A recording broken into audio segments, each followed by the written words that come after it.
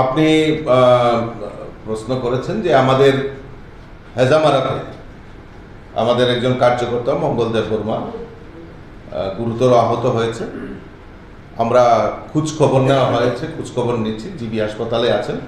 কিছুক্ষণ পর আমি আমার প্রভারী এবং আমাদের সংগঠন মন্ত্রী ত্রিপুরা রাজ্যে আছেন, উনি মাতা ত্রিপুরেশ্বরী মন্দিরে উনি গেছেন আমাদের কার্যক্রমকে দেখার জন্য।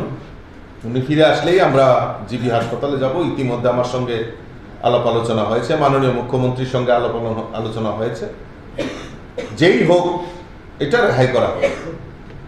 তার আগেও আপনারা দেখেছেন মাননীয় মুখ্যমন্ত্রী স্পষ্ট ভাষায় বলে দিয়েছে যে আমরা এই ত্রিপুরা রাজ্যে আমরা শান্তি শৃঙ্খলা এবং সবচেয়ে বেশি প্রায়োরিটি যেটা আমাদের ল অ্যান্ড অর্ডার, সেটাকে নিয়ন্ত্রণ রেখে আমাদের সরকার কাজ করে চলছে।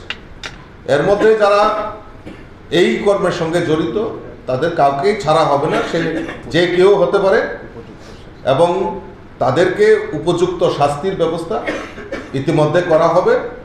মাননীয় মুখ্যমন্ত্রীর সঙ্গে আমার ব্যক্তিগতভাবে সেখানে আলাপ আলোচনা হয়েছে। মঙ্গলবাবু সরাসরি চিত্রকথা কর্মীদের বিরুদ্ধে অভিযোগ করেছেন নাম দাম দিয়ে, সেই বিষয়টা কি বলবেন? নিশ্চয়ই এফআইআর হবে, এবং কাউকে আমি তো বলছি যে কাউকেই রেহাই করা হবে না, সে যে কেউ হোক, যে কোনো রাজনৈতিক দলের হতে পারে।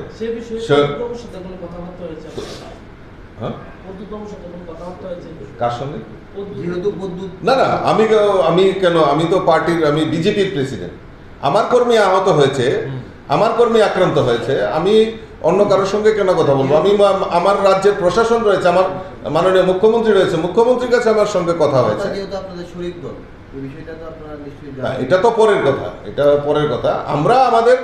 আমরা এফআইআর করব, এবং আইনের শাসন ত্রিপুরা রাজ্যে চালু হয়েছে, আইনের প্রতি আমাদের আস্থা আছে, এবং মাননীয় মুখ্যমন্ত্রী বারবার বলছেন যে যেই আমাদের কার্যকর্তার উপর আক্রমণ হলে আমরা কাউকে ছেড়ে রেহাই করে কথা বলবো না, এবং আইনের পথে চলবে, আইন তার সুযোগ্য ব্যবস্থা নেবে।